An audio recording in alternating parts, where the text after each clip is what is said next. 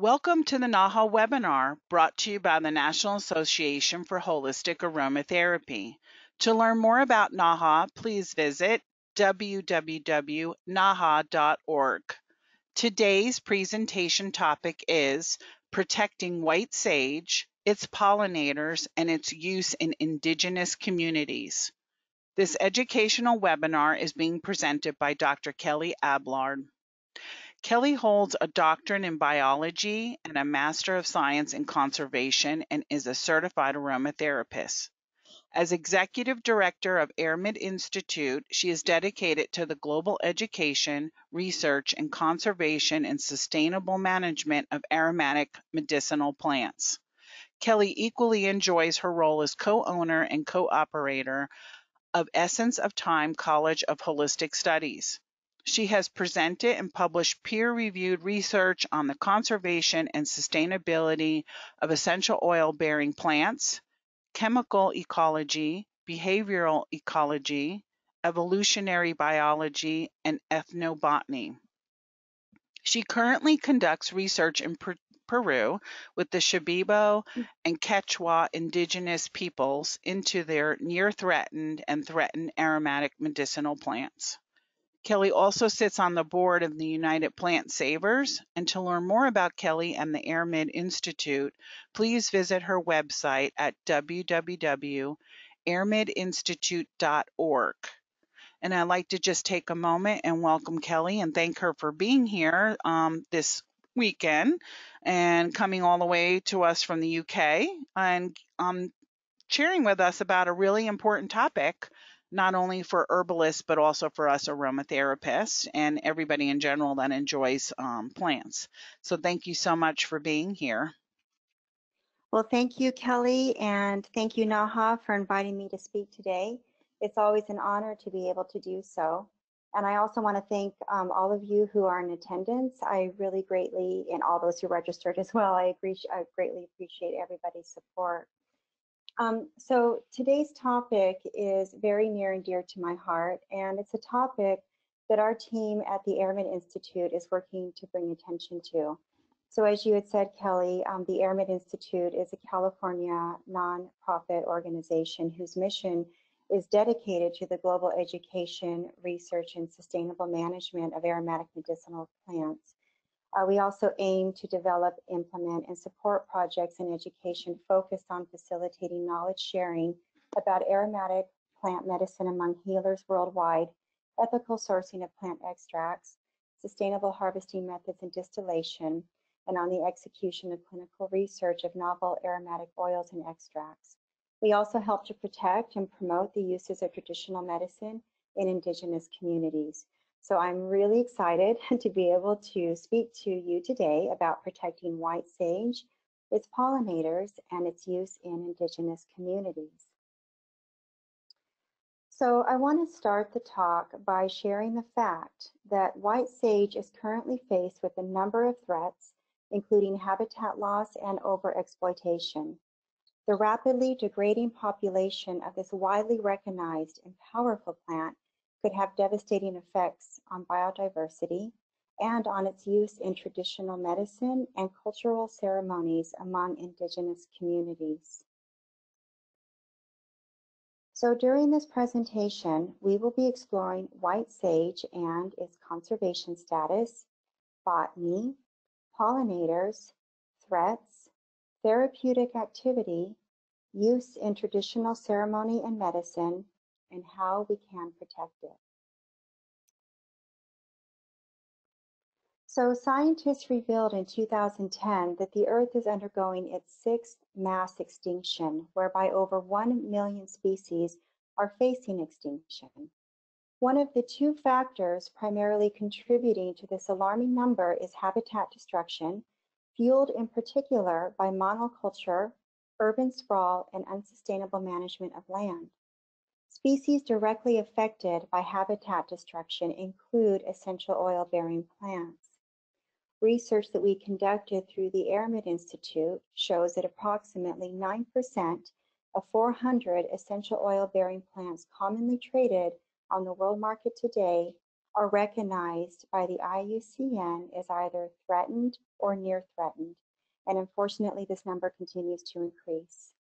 In the last year alone, the conservation status for 3 aromatic plants were elevated and include white sage, which the United Plant Savers added to their at-risk list. So now I want to introduce you to white sage. We're going to look at some of the characteristics of this beautiful plant. White sage is also known as California white sage and grandfather sage. Its scientific name is Salvia Lavangelifolia and belongs to the family Lamiaceae, alongside the majority of essential oil-bearing plants. It is an evergreen perennial shrub, which when fully mature is 1 to 2.5 meters, or roughly 3 to 8 feet tall, and 1 to 1.5 meters, or 3 to 5 feet wide. Its leaves, from a distance, looks like glistening tinsel, and actually the name white sage comes from the leaves, which, if you can see here, have a gray-green tinge to them when fresh, and which turn a grayish white when dried. Its leaves also have an uplifting and a really bold aroma. Its flowers range in color from soft white to pale lavender. It has long stems and a central root mass and deep tap roots, which are important if you need to thrive in a desert environment. So it shouldn't come as a surprise that white sage is classified as a desert plant and naturally resides in the coastal sage scrub, which you can actually see in this picture here, and also chaparral habitats in Southern California, Baja California, and along the western edge of the Colorado Desert. It grows in clusters and in low nutrient sandy soil. The plant is drought tolerant and thrives in high temperatures. Heat, sunlight, and naturally occurring fire contribute to healthy and flourishing populations. Fire contributes to healthy and flourishing populations because white sage is something we call a facultative cedar, which means that these are species that regenerate and resprout after fire. So the relationship between fire and white sage is critical for the survival of sage, and equally critical to the survival of sage is the relationship between sage and its pollinators. Chief Seattle spoke such a profound truth when he said that all things are bound together, all things connect. So let's explore some white sage pollinators. Pollinators are critical to the reproduction and gene diversity of white sage. Although white sage is pollinated by wasps and hawk moths, and even some hummingbirds come to visit, today we are going to focus on bees. And what I find most interesting is that if we look at the species name, Apiana, it translates to belonging to the bees. I think the name alone highlights the important and vital relationship between bees and white sage. However, it isn't just any species of bee that can pollinate white sage. So just to show you a flower, this is the photo of a white sage flower, which is delicate and simple in appearance, but in fact, it is quite complex and specially designed with a pollination mechanism that can only be triggered by large bees, very large bees, which are able to readily transfer pollen to the stigmas. And just to remind everybody that the stigma is the top of the female part of the flower, which collects pollen grains. So again, in order for pollen to be transferred to the stigma, it requires very large bees, specifically species of the genus Xylocopa, which are carpenter bees, and the genus Bombus, which are bumblebees. Unfortunately, native large bees, including Bombus species, continue to decline in California, and conservation of native bee populations is crucial at this time. A reduction in effective pollinators is just one of many factors that puts white sage populations at risk. I should mention that bumblebees are not only critical for pollination of white sage, but they are also important agricultural pollinators, so their decline is a very, very big cause for concern. Now, their decline has been caused by habitat loss, pesticides, and disease from commercial bees. For those of you that aren't familiar with commercial bees, those are species of bees used for agricultural pollination or in commercial hives and often suffer from parasite infections and sometimes more than 20 viruses. Now, California native bumblebees are poised to become protected under the state's Endangered Species Act, and they'd be the first insect on the list. The populations of 4 bee species in Southern California and Baja California, which are of great concern, are the crotch, Franklin's, Suckly cuckoo, and western bumblebee. The crotch bumblebee, which is Bombus crotchii, is now recognized as endangered on the IUCN Red List. It's also worth mentioning that it's just not bees, but other species that share the same home as white sage and these pollinators and are endangered, such as the San Bernardino Merriam's kangaroo rat, which I actually did observational studies on in San Bernardino County and can say from firsthand experience that they are very adorable and very entertaining to watch. But more importantly, their presence is critical to a healthy ecosystem, and it would be devastating to see them disappear. So let's look at the key threats that white sage and fellow species are facing. Additional risk factors include fragmentation of coastal sage scrub habitat, which is actually considered extreme in California. Fragmentation, just to be really clear, is often defined as a decrease in some or all types of natural habitats in a landscape, and the dividing of the landscape into actually smaller and more isolated pieces. So the other factor are altered fire regimes, which is a problem in Southern California. Human activity is the primary driver of fires, which is increasing as human population growth increases. So although white sage is a drought-tolerant facultative cedar, repeated burning kills seedling and mature plants, contributing to the conversion of what was once coastal sage scrub to now annual grassland habitat. Also a threat are invasive species such as the pride of Madeira, which you can see here in this photo, and human-driven habitat loss and habitat conversion, as well as habitat loss due to climate change. It is predicted that climate change coupled with excessive land use alone could result in a 66% reduction of white sage's natural habitat by the end of this century. Another serious impact threatening the sustainability of white sage is its high commercial demand, especially in the USA and Canada.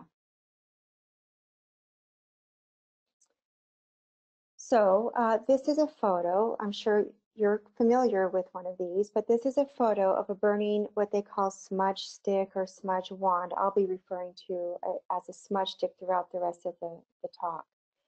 So white sage smudge sticks are made from basically white sage stems and leaves. And we will talk about the purpose of them in more detail a little bit later. But one use of smudge sticks is to clear negative energy from within and without. However, after it was widely publicized in 2007 that the smoke released from smudging effectively kills airborne microbes, the popularity of smudging spread even more. So it's kind of hard to believe now that these smudge sticks can be bought at these very large outfits like, well, Walmart, Urban Outfitters. You can buy them off of Amazon, eBay, and even Etsy. So when you're thinking about that, commercial wild harvesting of white sage to meet this outrageous commercial demand is of great concern to Indigenous peoples, such as Native Americans, who use white sage for a number of cultural purposes. So I'm going to talk a little more about that, but it's really, really important to note that white sage is not the only type of sage which was used traditionally by Native Americans. The use of garden sage or common sage, which is known as Salvia officinalis, which you can actually see here in the upper left-hand corner, and Salvia mellifera, known as black sage, here at the bottom left-hand corner, is well documented. But it is white sage that was traditionally used by the Native Americans located in the desert Southwest, since it didn't really grow anywhere else. Now, sometimes it can be difficult to tell white and black sage apart. Black sage tends to be shorter and more gray than white when dried. And the leaves of black sage are also slightly smaller and more narrow than white sage. It's also important to point out that there's something called white sage sagebrush, which is very different than white sage. It's similar, but interestingly, where white sage requires full sun, really full sun to grow, this white sagebrush can grow in partial shade. So back to white sage here. White sage has been used by the California Native Americans for centuries. The Gabrielano tribe and the Kahia tribe actually refer to it as kasili, and they harvested it in the area that is now the outskirts of Los Angeles and Palm Springs. The Kumeyaay tribe call it chiltai or piltai and harvest it from areas that were once surrounded in the current day San Diego. And then there's the Luieno tribe. They refer to themselves actually as the people of the West, and they're around the Temescal Valley, and they refer to it as Kaisil. So there are many California Native American tribes that have been using this beautiful plant for centuries. It's viewed as a sacred plant. So it was also used for food and other purposes, including indigenous ceremonies and in traditional medicine. So using white sage in indigenous ceremony, it's basically rooted in the sacred rituals of Native Americans. So unlike black sage that's used traditionally for specific ceremonies, white sage is more often used for day-to-day use. Although we may know the rituals or ceremonies to include smudge sticks for smudging, or also what we call smoke cleansing, the practice is not universally referred to as smudging. So I really want to be clear about that. And also, purposes of smudging or smoke cleansing really does vary across tribes, bands, and nations. Okay, so now white sage used in these various ceremonies and rituals can take the form of bundles, as we've seen with the smudge stick, or loose stems and leaves can be used on their own or ground into a fine powder. Typically, ceremonies using white sage function to purify space, purify people, and purify objects. I resonate very deeply with these practices as part of my Native American ancestry.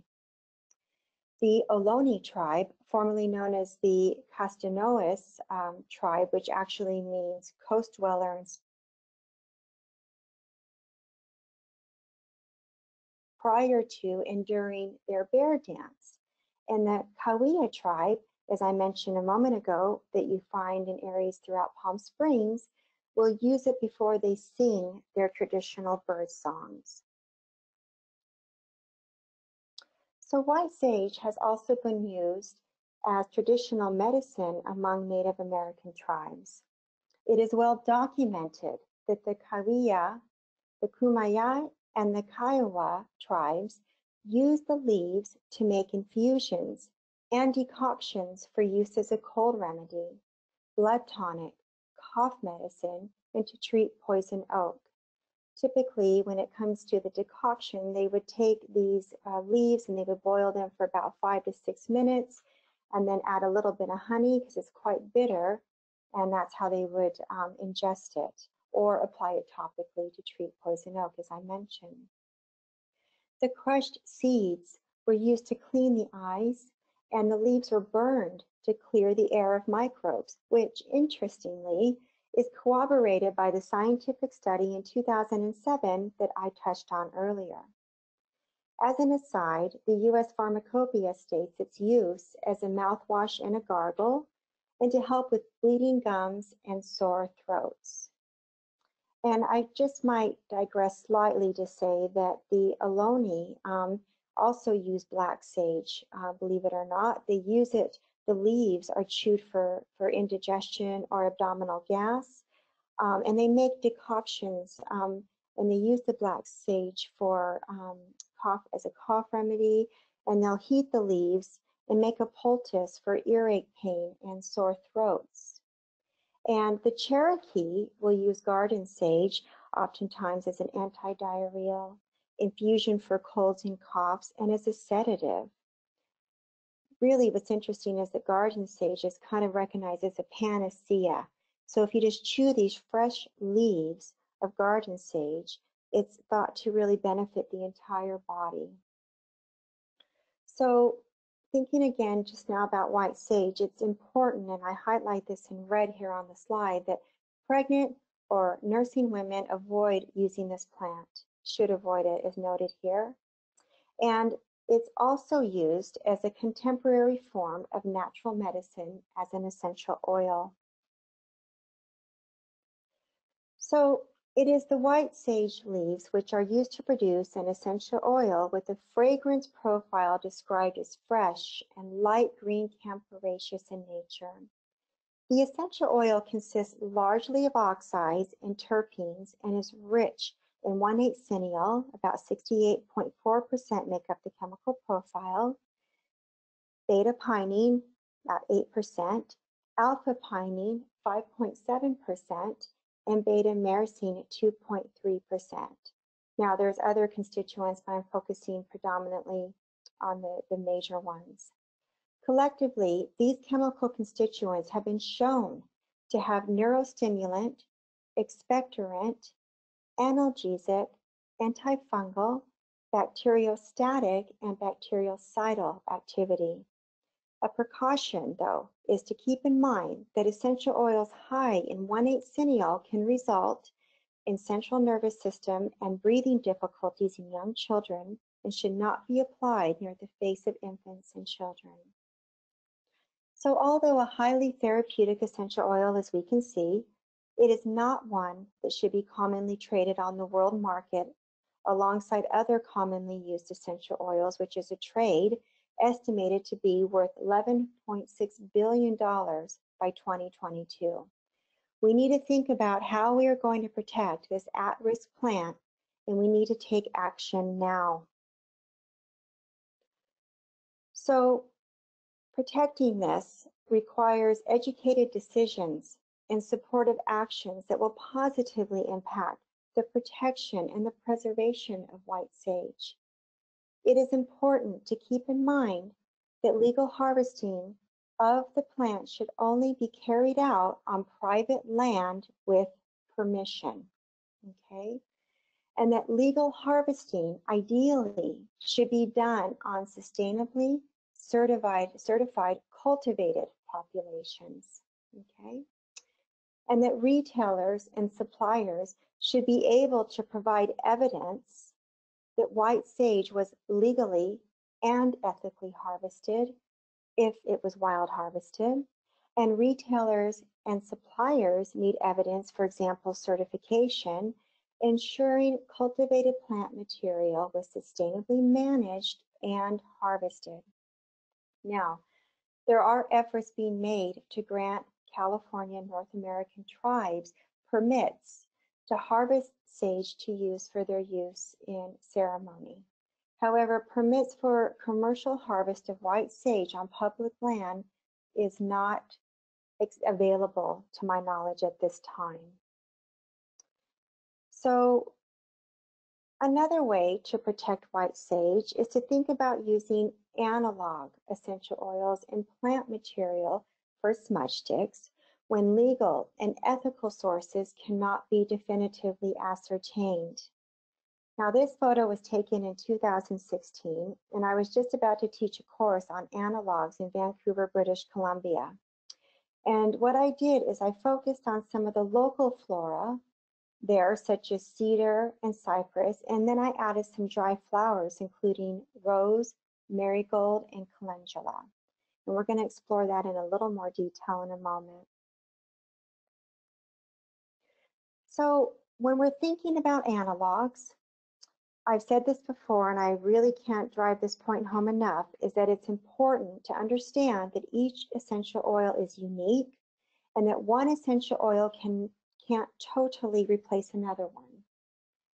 Not only is there chemical variation in the constituents of essential oils from different species, but also variation between the constituents of essential oils from the same species. So these variations naturally reflect differences in aroma, therapeutic activity, and subtle quality. However, when essential oils from different species and varieties share some of the same major or key chemical constituents, they will in turn share the same major therapeutic activities. For example, 1,8-cineol is documented for its neurostimulant, expectorant, and antiviral activity. And of course, 1,8-cineol is a major constituent of white sage essential oil. Now, these are some key factors to take into consideration when choosing an analog. An oil's fragrance profile, the key chemical constituents, therapeutic activity, safety, and the plant's conservation status and its trade status. So conservation and trade statuses are available through online resources provided by very well-established and respected organizations such as the International Union for Conservation of Nature, known as the IUCN, the Convention on International Trade in Endangered Wild Fauna and Flora, which is known as CITES, the World Wildlife Fund, the U.S. Fish and Wildlife Service, the Airmen Institute, and the United Plant Savers. So I want to explore some analogs that we developed to white sage essential oil and plant material using these factors that I just described. So let's just start with the essential oils.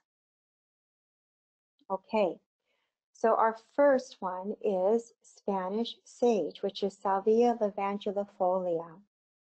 Now, very much like white sage essential oil, it has a fresh, green, and camphoraceous fragrance. It is also rich in 1,8-cineol. However, it doesn't have as much as the white sage essential oil does, where white sage essential oil has about 68.4%, and mind you, this is an average that can vary. Salvia Lavangelifolia is around 12 to 40.3%. Beta-pinene and alpha-pinene and beta-myrcene found in Spanish sage essential oil is within the same range as what you would find in white sage essential oil. The therapeutic activities that we know for Salvia Lavangelifolia are neurostimulant, expectorant, antibacterial, airborne antimicrobial, and analgesic. Again, these are all the same activity you find with white sage oil.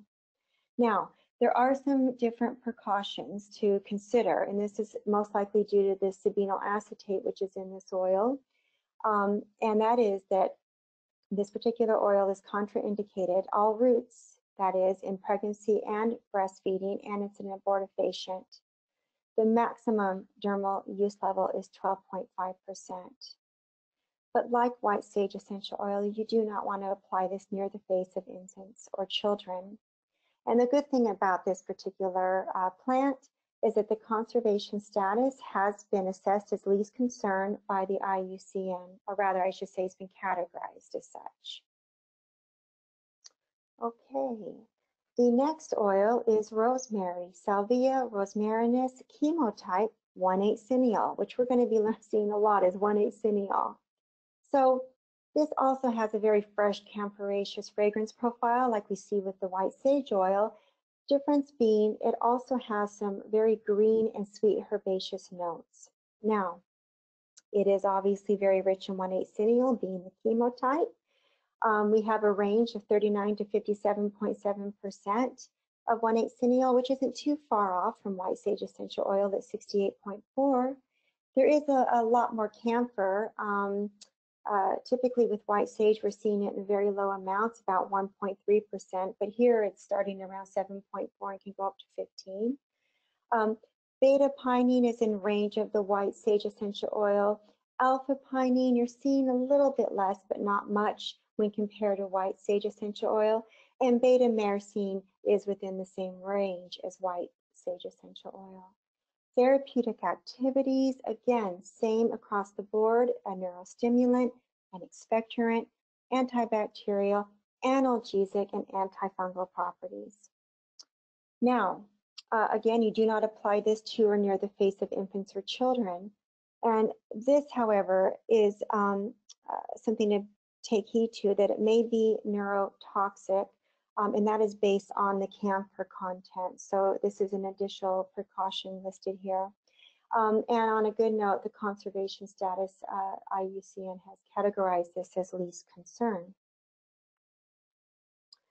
The next one is Red River gum, and this is Eucalyptus camaldulinensis, chemotype 1,8-cineol.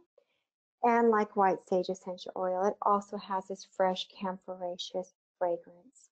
It is rich in 1,8-cineol, and it has basically the beta pinene and alpha pinene. All three of those constituents are within the same range as white sage essential oil. Now, the therapeutic activity, I've listed it a little bit differently here, in that I've highlighted expectorant as being the first therapeutic activity, followed by neurostimulant, antibacterial, analgesic, and antifungal. Expectorant was put initially there because it is well known for this particular activity. Now, again, we know that oils rich in 1,8-cineol can result in various breathing and CNS difficulties. I've listed that information here. However, in addition, the maximum dermal use level for this oil is 20%. Now, the conservation status is listed as no apparent threat, and that's my listing of it. This has not yet been assessed and categorized by the IUCN. However, through my personal research and having spoken with colleagues that do work with this particular tree, there is no apparent threat at this time. Now, I'm sure you're all familiar with Eucalyptus globulus, which actually is 1,8-cineol chemotype. This is known as blue gum, and it also has a fresh camphoraceous fragrance profile. Very, very rich in 1,8-cineol, anywhere from 65.4 to 83.9%, and alpha pinene 3.7 to 15. So with these two constituents, we do find an overlap with the white sage essential oil chemical profile.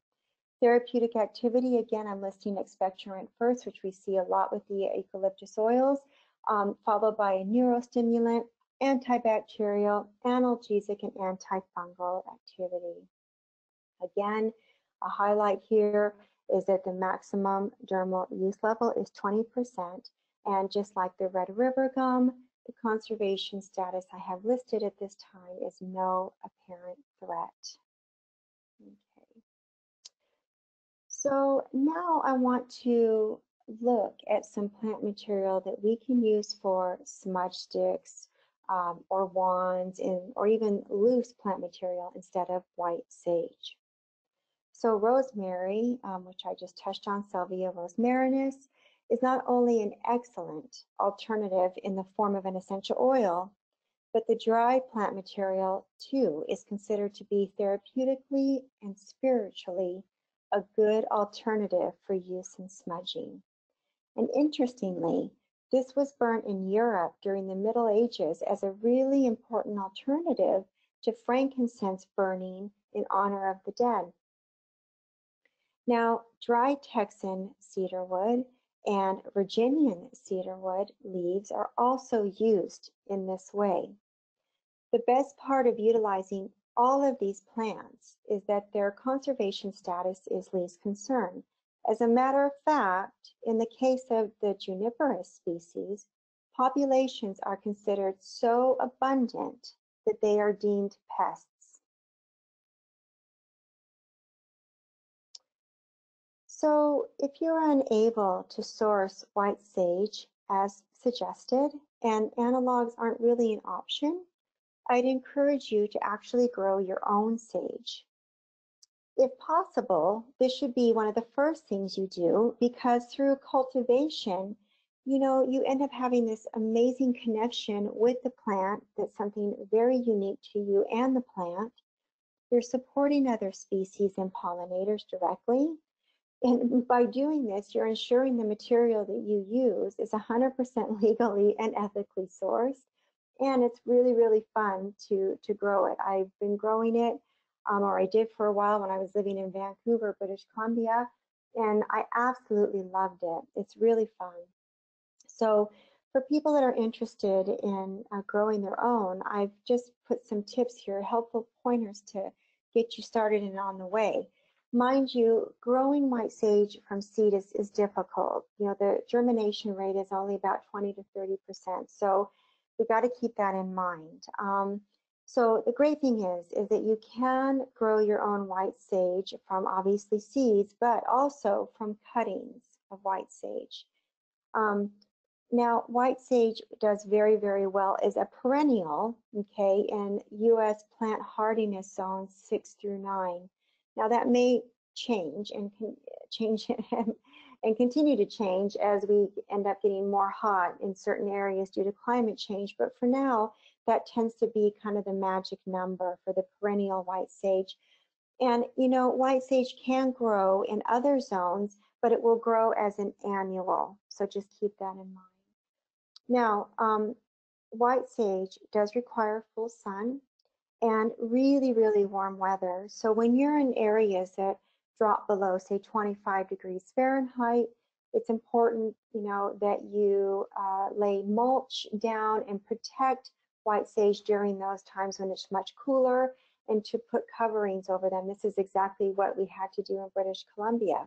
However, when I'm in Southern California, there's no need to do that. There's no need to take the plant indoors. It ever rarely, I don't think I've ever been there when it's reached below 25 degrees Fahrenheit. Now, as I mentioned earlier, white sage is a drought tolerant plant. So when you're trying to cultivate this, it's so important to use very little to almost no water at times. I mean, they really, really, really like the soil to be dry. And it's also very important to have a sandy soil that easily drains.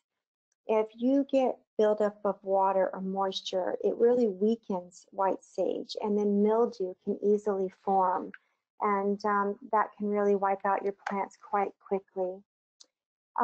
Now, also, as I mentioned earlier, keeping in mind that white sage prefers low nutrient soil, so the addition of a fertilizer is probably not required.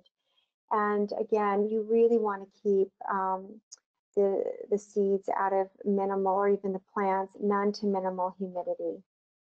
So when we're thinking about planting the seeds, okay, so we're going to take it to the next step. I'm just going to give you some tips for planting them. So you want to start the seeds indoors in early spring, and germination takes about 2 to 3 weeks. Now, instead of sowing one seed per individual container, I suggest 2 to 4, 2 to 3, 2 to 4. Sorry, I need to take you to that slide. And that's simply because, again, the germination rate is so bad for seeds. And you also want to sprinkle them lightly with water and keep them in a temperature range where they naturally do quite well between 68 and 86 degrees Fahrenheit.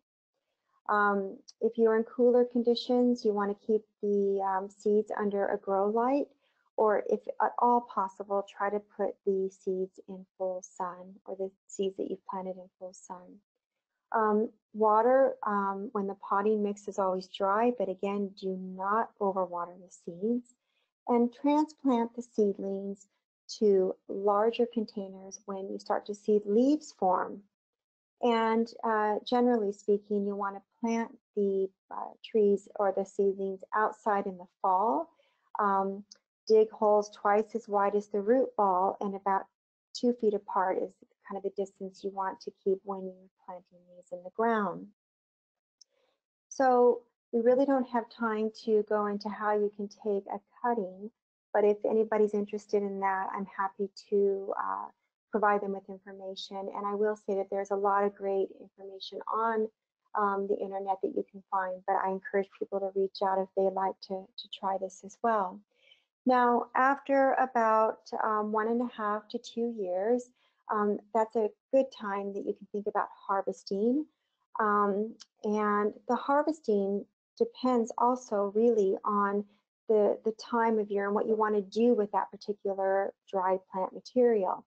So drier leaves are considered to be more potent. Okay, so that might be really good for if you're going to use them for smudging or what, as I mentioned earlier, smoke cleansing. So those leaves would be harvested after a period of drier conditions when leaves have less water. And in that case, they will have a much more strong and pungent smell when dried, okay? Now, if you're going to be harvesting them for medicinal purposes, plants can really be harvested at any time of year. But the medicinal properties could vary in accordance with just the chemistry, depending on its environment at that time. So again, this is related to how much water the plant might have stored in its leaves. And it's suggested that the more dry the leaves are, that the stronger the medicine is. Now, I personally have not tested that. This is just an idea that I've heard over and over again. So I'm sharing that information with you. Now, when you do harvest, you want to use pruners or snips. You just don't want to break them off with your hands. That can actually damage the stem and the plant. And and it's really just a rule of thumb when it comes to sustainable harvesting that you never take more than 1/3 of the plant. And there's many reasons for this. A couple is that can put the shock. You can shock a plant and sometimes can kill the plant, or you don't leave enough of the plant material behind to actually flower and continue its cycle, a healthy cycle. When you do harvest, you want to cut younger plant tips just above the leaf node, and that will cause the branch below to send out new branch growths from the nodes.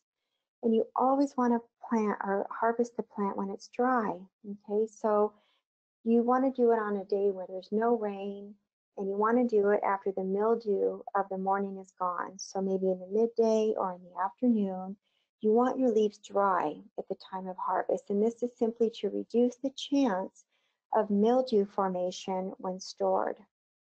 Now you can take those cuttings and you can dry them on a mesh screen in a low humid environment and with light, plenty of light, or you can hang them. And I tend to hang them. If you have the setup to do that, that's the way I like to do it.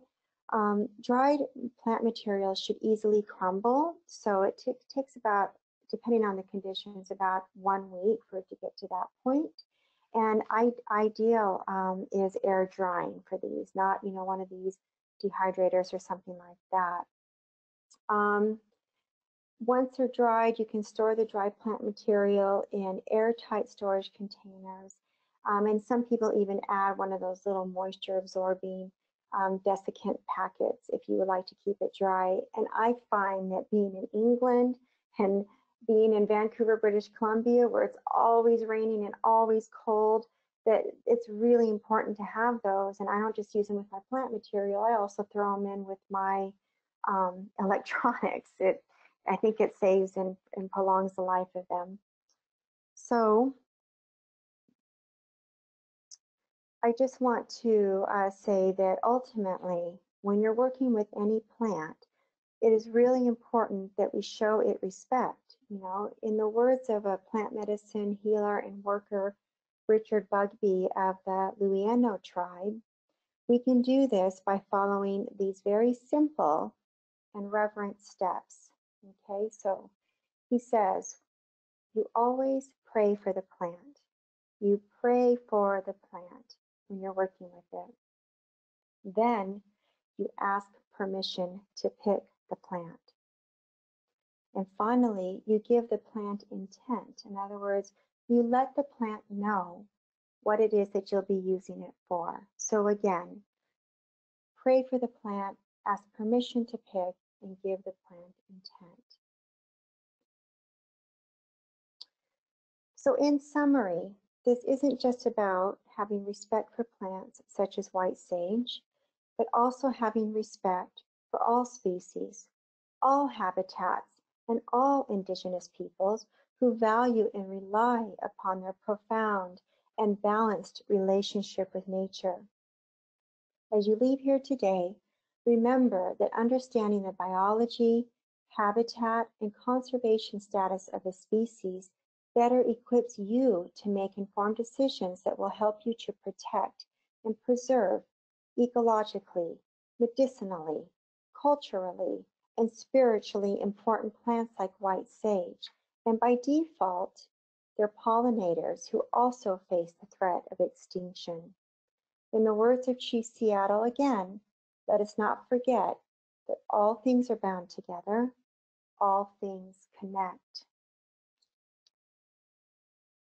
So I have provided some references here that you're welcome to follow up on or reach out to me if you have any questions. And I just wanted to say that the Airmen Institute is extending an offer. Anybody that does or has attended the seminar, if they email info@airmeninstitute.com, decode APIANA 2020, they will be able to receive 10% off of a regularly priced annual membership through September 1st of this year.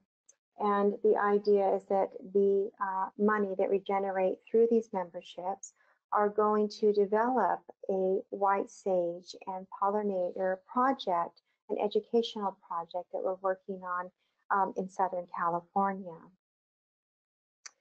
I should just mention that we have many different memberships. All memberships include a biannual update of threatened and near threatened plant species. We also send out the Green Telegram, which is Airmen Institute's newsletter. That's done 3 times a year. We give regular updates and bulletins about Airmen's activities and initiatives.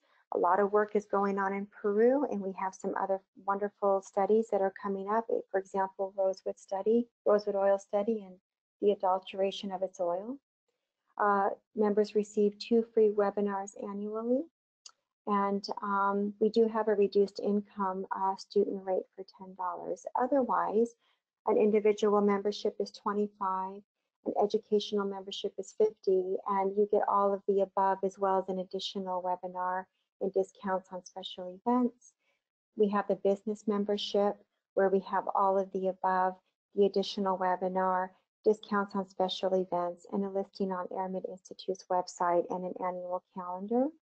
And of course, there are plant protector partner programs in place for schools where we actually work with schools to provide guidelines for developing consistent and comprehensive curriculum focused on the sustainability and conservation of essential oil and carrier oil-bearing plants, of course, and ethical sourcing of their extracts and hydrosols. So schools who have demonstrated the implementation of curriculum which meet Airmen's guidelines will be recognized on Airmen's website as the Plant Protector Partner, and educators and students of Plant Protector Partner schools will receive a reduced general membership rate at the individual level. The Airmen team also works with professional associations to promote the conservation and the sustainability of these oil-bearing plants, and plant protector partner associations are highlighted on Airmen's websites, and trustees and members of plant protector partner associations will receive a reduced general membership rate at the individual level as well. And of course, if anybody has any questions or need any clarification on the material that I shared this evening, I encourage you to please reach out to me. Our website is listed here, www.airmeninstitute.org. And of course, you can reach me at info@airmeninstitute.com. Thank you. Thank you so much, Kelly. Thank you, Kelly. What a wonderful, powerful, uplifting, and enlightening webinar. I mean, I can't thank you enough when you gave us the Rosewood webinar and also this one with the sage. You just keep enlightening us over and over again, and we really appreciate it. And I know our school is going to be joining and supporting the work that you do. And I suggest that other aromatherapists, students, anybody that loves plants, definitely look into supporting the work of the Airmen Institute and all the good things that Kelly does on her travels and educating. So thank you so much. Thank you very much. Thank you.